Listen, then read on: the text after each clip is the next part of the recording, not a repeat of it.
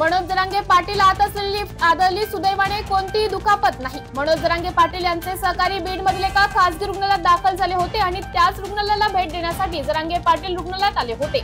तळमजल्यावरून पहिल्या मजल्यावर जाण्यासाठी जरांगे पाटील यांच्यासह त्यांचे सहकारी लिफ्टमध्ये गेले, परंतु लिफ्टमध्ये क्षमतेपेक्षा अधिक लोक आल्याने लिफ्ट ओव्हरलोड झाली आणि त्यामुळे ही लिफ्ट पहिल्या मजल्यावरून तळमजल्यावर कोसळली। या घटनेने रुग्णालयात परिसरात खळबळ उडाली असून सुदैवाने जरांगे पाटील यांच्यासह कुणालाही दुखापत झाली नाही। हॉस्पिटलमध्ये एंट्री केल्यानंतर सगळेजण सोबत आल्यानंतर सगळे लिफ्टमध्ये शिरल्यानंतर अर्ध्याला आम्ही सांगितलं की पायऱ्याचा वापर करा।